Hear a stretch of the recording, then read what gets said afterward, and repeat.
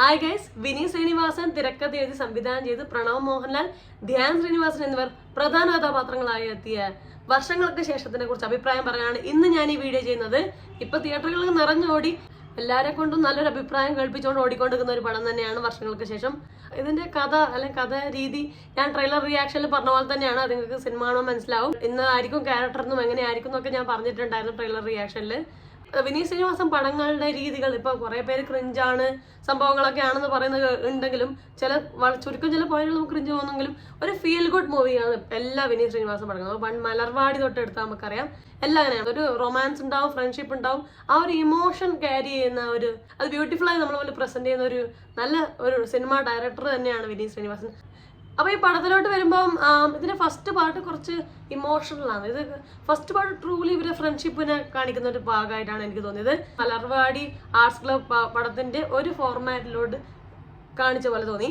അതായത് മലർവാടി കഴിഞ്ഞ് തട്ടത്തിൻ മറയത്തും കഴിഞ്ഞ് തിര കഴിഞ്ഞ് ജേക്കബിന്റെ സ്വർഗരാജ്യം കഴിഞ്ഞ് ഹൃദയം കഴിഞ്ഞ് വർഷങ്ങൾക്ക് ശേഷം എത്തി നിൽക്കുമ്പോൾ വർഷങ്ങൾക്ക് ശേഷം വീണ്ടും നമ്മൾ മലർവാടി ആർട്സ് ക്ലബ് ഫ്രണ്ട്ഷിപ്പിനെ ഓർമ്മിപ്പിക്കുന്ന ഒരു തരത്തിലുള്ള ഒരു സംഭവം ഇതിലുണ്ടായിരുന്നു. പഴയ കാലഘട്ടം കാണിക്കുന്നുണ്ട്, നമുക്ക് ട്രെയിലറും ടീസറും കണ്ടാൽ നമുക്കറിയാം. അപ്പൊ ആ കാലഘട്ടത്തിലെ ഫ്രണ്ട്ഷിപ്പാണ് ഇവർ രണ്ടുപേരുടെ ഫ്രണ്ട്ഷിപ്പ് തന്നെ. അപ്പൊ ആ കാലഘട്ടത്തിൽ ഫ്രണ്ട്ഷിപ്പിന് ഉണ്ടാവുന്ന രീതികൾ, അതായത് സ്നേഹമൊക്കെ ഉള്ളിൽ വെക്കുക, ഫ്രണ്ടിന് വേണ്ടി എന്തും ചെയ്യാൻ റെഡി ആവുക, അത് ഫ്രണ്ടിനോട് പറയാതിരിക്കുക, ആ സ്റ്റൈൽ ഓഫ് ഫ്രണ്ട്ഷിപ്പ് ഉണ്ടല്ലോ പണ്ട് കാലങ്ങളിൽ. ഇപ്പൊ ഫ്രണ്ട്ഷിപ്പിന്റെ രീതികൾ മാറി. ആൾക്കാർ തുറന്നു പറയാം എനിക്കിത് പറ്റും, ഇത് പറ്റില്ല, അല്ലെങ്കിൽ തുറന്ന് ഹാപ്പി ആയിട്ട് ഈസി ആയിട്ട് കൂളായിട്ട് ഓപ്പൺ ആയിട്ട് പറയുന്ന ഫ്രണ്ട്ഷിപ്പാണ് ഇപ്പോൾ ഈ കാലഘട്ടത്തിൽ. അതിൽ ഈ ഫ്രണ്ട്ഷിപ്പ് ഞാൻ പറഞ്ഞില്ല നേരത്തെ ഒരു മലർവാടി സ്റ്റൈൽ ആയിട്ടുണ്ട് എനിക്ക് തോന്നി. അതുകൊണ്ട് തന്നെ ഈ ഫസ്റ്റ് പാർട്ട് എനിക്ക് അത്രയും ഒന്നും എനിക്ക് ഇഷ്ടപ്പെട്ട രീതിയിലായിരുന്നില്ല, അല്ലെങ്കിൽ എനിക്കത്ര ഇഷ്ടപ്പെട്ടില്ല. ചിലപ്പോൾ ഞാൻ ഈ സിറ്റുവേഷനിൽ പോകുന്നതുകൊണ്ട് അത്ര ഇമോഷണൽ ആയ ഒരു പടം കാണേണ്ട ഒരു താല്പര്യം ഇല്ലാത്തതുകൊണ്ടാവും കുറച്ചധികം ഇമോഷണൽ ആയിരുന്നു. കാരണം ഭയങ്കര അപ്പ് ആൻഡ് ഡൗൺസ് ആയിരുന്നു പടത്തിന്. ഭയങ്കര ഫ്രണ്ട്ഷിപ്പ് കാണിക്കും, ഭയങ്കര ഇവർ തമ്മിലുള്ള ഫ്രണ്ട്ഷിപ്പ് കാണിക്കും, ഹൈ പീക്ക് ഫീലിംഗ് ഉണ്ടാകും. പിന്നെ കുറച്ച് കഴിയുമ്പോൾ വളരെ പെട്ടെന്ന് ഡ്രോപ്പ് ചെയ്ത ഒരു സാഡ് പാർട്ട് വരും. ആ രീതിയിലായിരുന്നു പോയിട്ടുണ്ട്, ഇങ്ങനെ അപ്പ് ഡൗൺ ആ രീതിയിലായിരുന്നു. ഫസ്റ്റ് കുറച്ച് ഭാഗത്ത് അത് ഇല്ലായിരുന്നു കേട്ടോ. പിന്നെ സെക്കൻഡ് ഹാഫിലോട്ട് എത്തിയപ്പം അതിന്റെ സിനിമയുടെ ഗതി മാറി. കുറച്ച് സിനിമക്കുള്ള സിനിമയും കാര്യങ്ങളൊക്കെ ആയിട്ട് കുറച്ചും കൂടെ രസകരമായി. എന്ന് വെച്ചാൽ അതിൽ പ്രതീക്ഷകളും അതിൽ കയറിപ്പറ്റാനും കയറിയാൽ സർവൈവ് ചെയ്ത് ഒരു പടം എടുത്ത് അതിന്റെ ആ പ്രോസസ്സിൽ എല്ലാ തരത്തിലുള്ള ഉയർച്ച താഴ്ചകളെയും അടിപൊളിയായി സെക്കൻഡ് ഹാഫിൽ കാണിച്ചിട്ടുണ്ട്, സൂപ്പർ ആയിട്ടുണ്ട്. പിന്നെ സെക്കൻഡ് ഹാഫിൽ എടുത്തു പറയേണ്ടത് നിവിൻ പോളിയാണ്. നിവിൻ പോളി കിട്ടില്ല. നിവിൻ പോളി വന്ന മുതൽ പടത്തിലെ ഗ്രാഫ് ഒരു ഒറ്റ ഉയർച്ചയാണ്. ഭയങ്കര ഹൈപ്പ് സംഭവിച്ചു. അത്രയൊരു ഓളം ഉണ്ടാക്കാൻ നിവിൻ പോളിക്ക് സാധിച്ചിട്ടുണ്ട്.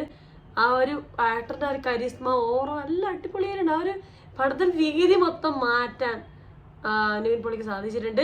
എനിക്ക് ഫസ്റ്റ് ഹാഫിനെ കമ്പയർ ചെയ്യുമ്പോൾ സെക്കൻഡ് ഹാഫ് കുറച്ചും കൂടെ എൻഗേജിങ് ആയി, കുറച്ചും കൂടെ രസകരമായിട്ട് തോന്നിയത്. അതിലെനിക്ക് തൃപ്തികരമല്ലാതെ തോന്നിയ പാർട്ട് ഏതാന്ന് വെച്ചാൽ ഇവരുടെ ഫ്രണ്ട്ഷിപ്പാണ്. ഇവർ ഫ്രണ്ട്ഷിപ്പിനെ ബേസ് ചെയ്തിട്ടാണ് പടം തുടങ്ങുന്നത്, പടം ഡ്രൈവ് ചെയ്യുന്നതൊക്കെ അതാണ്. പക്ഷെ എങ്കിലും ഇവരുടെ ഫ്രണ്ട്ഷിപ്പ് വരുമ്പോൾ സത്യം പറഞ്ഞാൽ എനിക്കൊരു പേടി ഉണ്ടായിരുന്നു. കാരണം ഇവർ ഫ്രണ്ട്ഷിപ്പ് വരുമ്പോൾ ഫസ്റ്റ് നല്ല രസമാണ്, ഭയങ്കര അടുപ്പം കാണിക്കും, ഭയങ്കര സന്തോഷമാണ്. അടുത്ത നിമിഷം ഒരു സാഡായ മൊമെന്റ് സംഭവിക്കുന്നു എന്നുള്ളതാണ്. അത് എപ്പോഴും സംഭവിക്കുന്നു, ഓരോ മീറ്റിലും സംഭവിക്കുന്നു. അപ്പൊ സത്യം പറഞ്ഞാല് ഇവർ രണ്ടുപേരും അല്ലെങ്കിൽ ഇവർ രണ്ടുപേരും മീറ്റ് ചെയ്യാൻ പോകുന്ന സീനാണ് ഇനി വരാൻ പോകുന്നത്. സത്യം പറഞ്ഞാൽ എൻ്റെ മനസ്സിലൊരു പേടിയാണ് ഉണ്ടായത്, ഒരു ആശങ്കയാണ് ഉണ്ടായത്. അവിടെ എനിക്ക് പിന്നെ ഫ്രണ്ട്ഷിപ്പിൽ പോർട്രേറ്റ് ചെയ്തത് അവതരിപ്പിച്ച് എനിക്ക് അത്ര ഇഷ്ടപ്പെട്ടില്ല. നല്ല പാർട്ടുകളൊക്കെ നല്ല തന്നെ, അല്ലാത്തത് ഭയങ്കര ഇമോഷണലായ ഒരു ട്രാജിക്കായി തോന്നി. ഇവര് പിന്നീട് കാണുമ്പോൾ ഒരു ട്രാജഡി സംഭവിക്കുന്ന ഫീലിംഗ് ഉണ്ടാക്കിയിട്ടുണ്ട് ഇവരുടെ ഫ്രണ്ട്ഷിപ്പ്. ഇതൊരു പേഴ്സണൽ അഭിപ്രായമാണ്. പലർക്കും പലതായിരിക്കും ഫീൽ ചെയ്തിട്ടുണ്ടാവുക. ഇവരുടെ ഫ്രണ്ട്ഷിപ്പ് കാര്യത്തിൽ കാണിച്ച കുറച്ച് ഇമോഷണൽ കാര്യങ്ങൾ, കൂടുതൽ ഇമോഷണൽ ആയ സംഭവം ഉണ്ടെന്ന് ഒഴിവാക്കിയാൽ തിരക്കഥയും സംവിധാനം കൊള്ളായിരുന്നു, നന്നായിട്ടുണ്ടായിരുന്നു. ഒരു ഫീൽ ഗുഡ് മൂവിയാണ്. നമ്മൾ കണ്ടിരിക്കുമ്പോൾ ഒരു സാറ്റിസ്ഫാക്ഷൻ, ഹാപ്പിനെസ്, ഒരുപാട് ഇമോഷൻസ് കടന്നു പോകും. എനിക്ക് കുറെ പേര് പറഞ്ഞു ഇതിൽ കരഞ്ഞോണ്ടേ ഇരിക്കേണ്ടി വന്നിട്ടുണ്ട്. കാരണം ഓരോ കാരണം ഇമോഷണൽ ആണ്, കരഞ്ഞോണ്ടിരിക്കേണ്ട സന്ദർഭം തീർച്ചയായിട്ടും സിനിമയിലുണ്ട്. പക്ഷെ എനിക്ക് ആ സന്ദർഭത്തിലൊന്നും അത്രയും ഒരു ഫീലിംഗ് തോന്നിയിട്ടില്ല.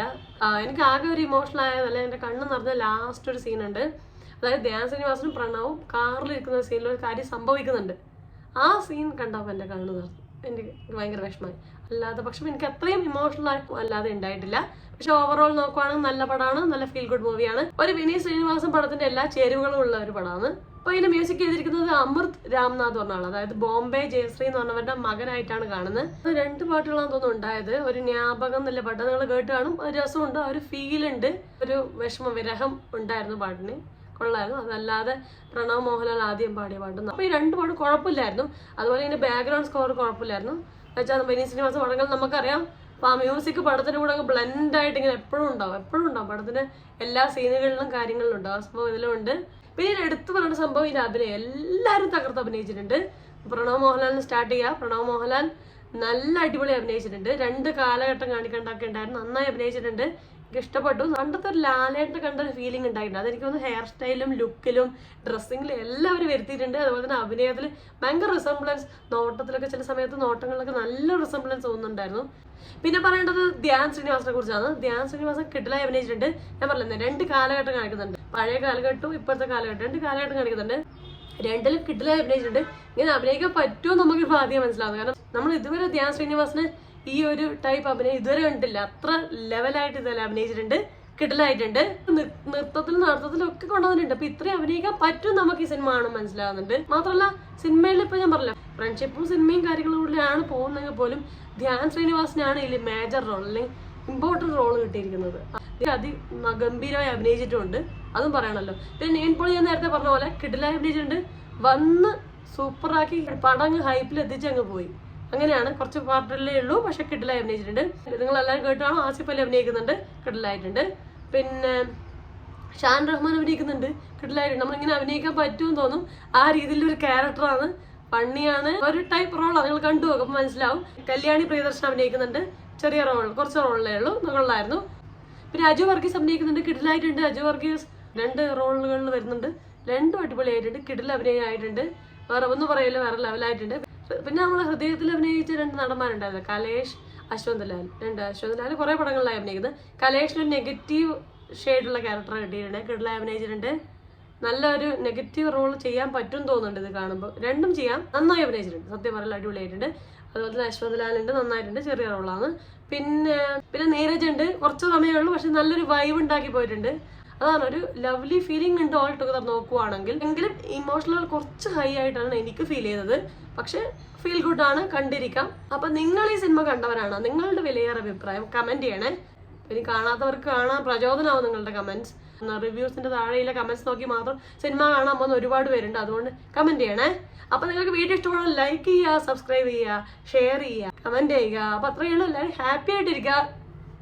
മറ്റോ റിവ്യൂ റിയാക്ഷനോ സോഷ്യലൈസ് നെക്സ്റ്റ് ടൈം കാണാം. അത് വരെ ബൈ ബൈ.